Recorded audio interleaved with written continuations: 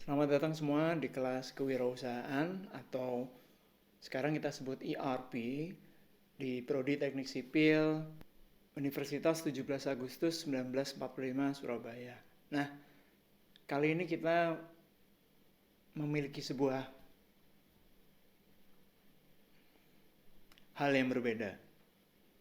Ada sebuah sensasi baru dalam sistem pengajaran kita. Saya harap walaupun kita tidak bisa bertatap muka, walaupun kita tidak bisa berinteraksi langsung, mari berharap sensasi belajar, sensasi mencari ilmu, sensasi berkuliah masih tetap bergelora. Nah, di pertemuan pertama ini, saya akan memberikan Anda sekitar 3 bab mengenai konsep kewirausahaan 101 atau Introduction to Kewirausahaan. Nah, di part 1 dari sesi Entrepreneurship 101 ini akan segera kita bahas. Let's go.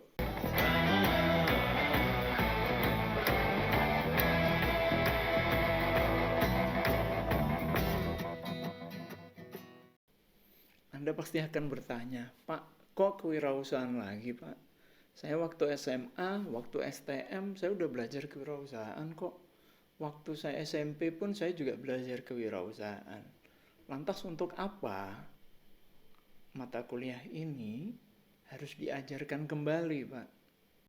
Oke, mari kita lihat ke bab course objektif dari mata kuliah ini adalah to prepare a ground where the student view entrepreneurship as a desirable and feasible career option, and in particular seeks to build the necessary competencies and motivation for a career in entrepreneurship.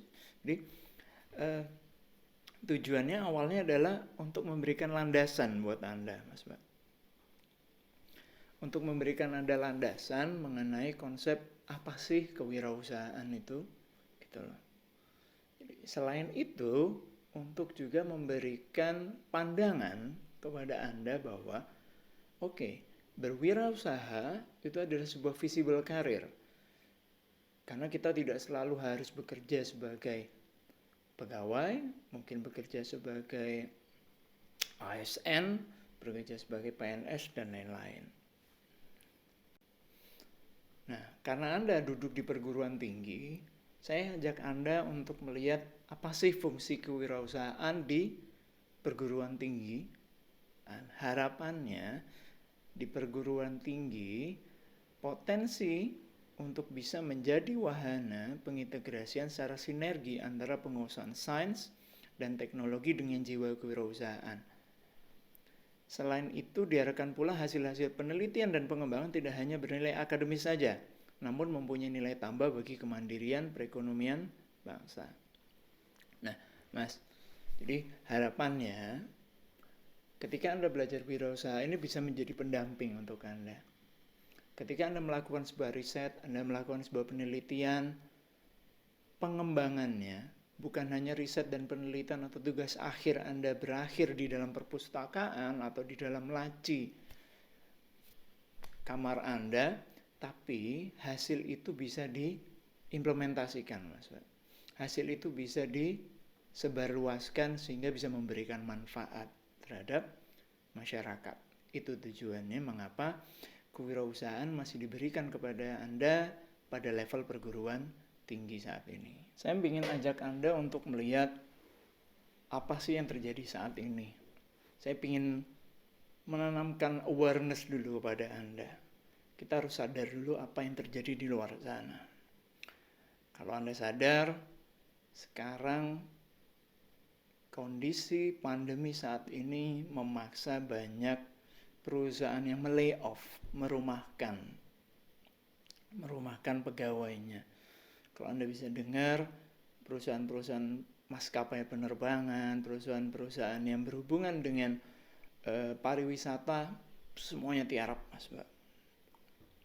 Nah, selain itu, kalau kita kesampingkan kondisi pandemi saat ini, Anda bisa lihat tren kerennya bekerja di industri migas. Anda harus paham, 20-30 tahun yang lalu Bekerja di industri migas, mungkin Anda bisa naik hajiin satu kampung, Mas. Tapi saat ini 30 tahun lagi renewable energy itu sudah muncul, entah menggunakan hidrogen, entah itu menggunakan electrical, entah itu menggunakan baterai, di mana energi-energi yang tidak bisa tergantikan seperti minyak, batu bara, itu sudah mulai ditinggalkan. Dengan nilai eksplorasinya yang sangat tinggi, energi-energi tergantikan seperti panas bumi sudah akan menjadi pilihan utama. Seperti itu. Kita lihat lagi ke kondisi di luar sana, apa yang terjadi lagi. Anda harus pahami bahwa harga manusia sangat mahal, Mas, Mbak. Kenapa begitu, Pak? UMR daerah Surabaya Ring 1 Jawa Timur sekarang di angka 4.200.000. Bayangkan, membayar manusia satu orang 4.200.000. Harga tukang per hari untuk harian itu sekitar 130.000. Sehingga kita harus pandai-pandai memanfaatkan manusia sebagai resource kita. Kalau kita bermain seperti menggunakan banyak orang, sistem padat karya, itu udah bukan eranya lagi, Mas Mbak. Kenapa? Itu tadi, harga manusia mahal. Lalu berikutnya, tidak cocoknya user dengan lulusan. Orang yang memakai angkatan kerja dengan orang yang ingin bekerja setelah lulus. Kenapa begitu? Sekali-sekali Anda coba untuk mengikuti atau bertanya-tanya bursa kerja. Pengalaman teman-teman Anda atau kakak Anda ketika mengikuti bursa kerja. Satu, ada sebuah fenomena yang cukup lucu dan ajaib, yaitu ketika sebuah lapangan pekerjaan dibuka, syarat utama memiliki pengalaman bekerja di sektor A, B, atau C selama 3 tahun. Mas, Mbak, Anda baru lulus. How come bisa mendapatkan sebuah pengalaman pekerjaan?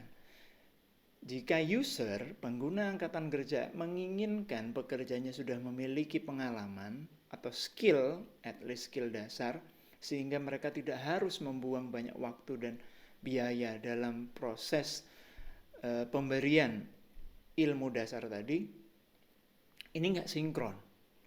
Sektor kerja yang diperebutkan mayoritas memberikan sebuah syarat memiliki sebuah pengalaman pekerjaan. Dan di lain sisi, Mas Mbak, sudah banyak perusahaan-perusahaan multinasional, perusahaan-perusahaan besar selevel seperti Pertamina, PT Badak, Lions Group, PLN, dan lain sebagainya. Mereka sudah mendevelop sebuah kampus, mendevelop sebuah institusi pendidikan, di mana mereka berharap materi yang diberikan itu sudah sesuai dengan apa yang diinginkan ketika mereka menggunakan lulusannya mereka sendiri. Selain itu, apa yang terjadi di luar sana, Mas Mbak, kita harus sadari sekarang adalah era globalisasi, era disruptif, atau kalau kerennya kita bilang industri 4.0. Apa itu Pak, industri 4.0? Coba Anda browsing lah, di mana era di mana kompetisi pekerjaan sangat banyak. Untuk bisa mendapatkan satu posisi pekerjaan, Anda harus bertarung dengan banyak orang.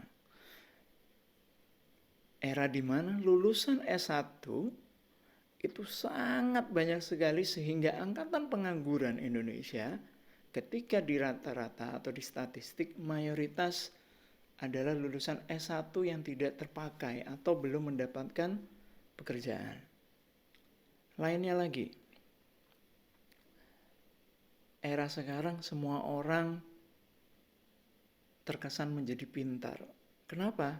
Era disruptif, industri 4.0. Kemudian kita mengakses informasi, kemudian kita untuk membaca, kemudian kita untuk mendapatkan ilmu itu sudah sangat mudah sekali. Sehingga hal itu memaksa kita untuk bisa berkompetisi dengan orang-orang di luar sana.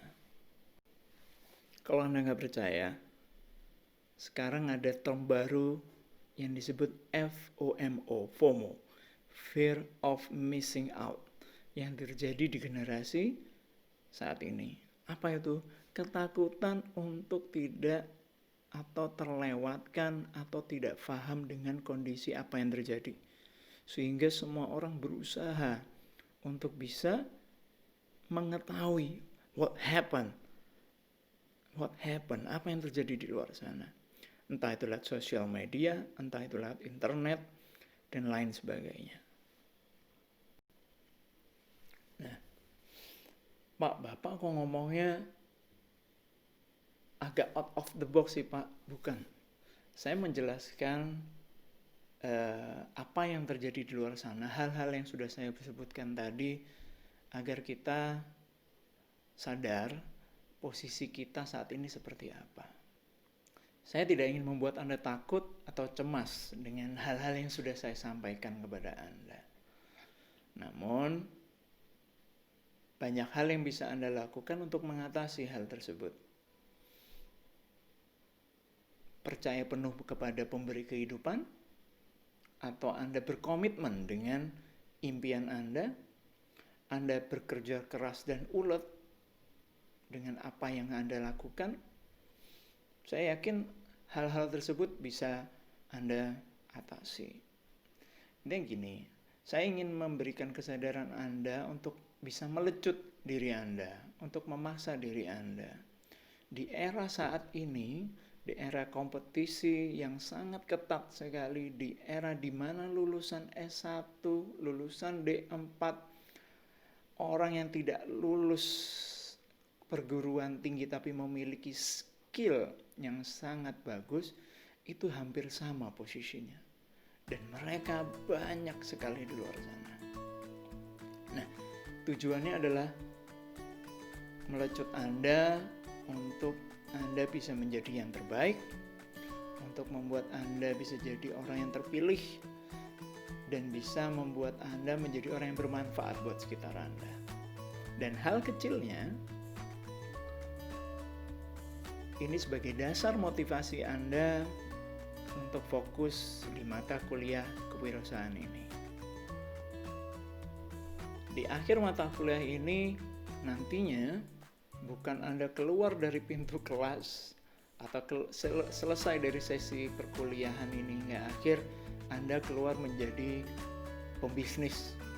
Atau Anda keluar sudah saya beri modal setiap orang 100 juta. Enggak.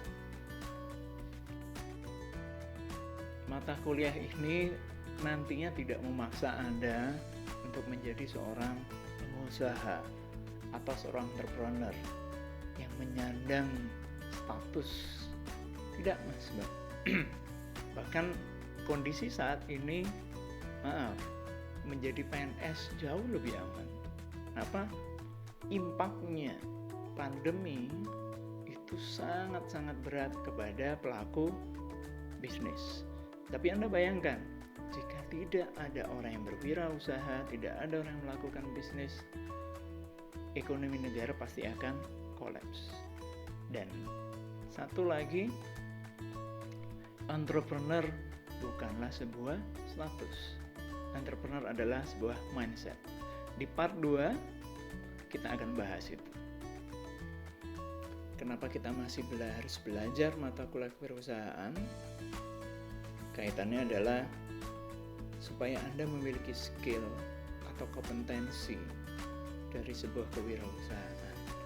Entah apakah nanti Anda menjadi birokrat, Anda menjadi petualang, Anda mungkin mau menjadi akademisi, Anda mau menjadi manajer, Anda nantinya mungkin menjadi seorang pengusaha, ibu rumah tangga atau kepala rumah tangga. Skill ini nantinya akan sangat bermanfaat buat Anda. Sampai ketemu di part 2. Sampai jumpa.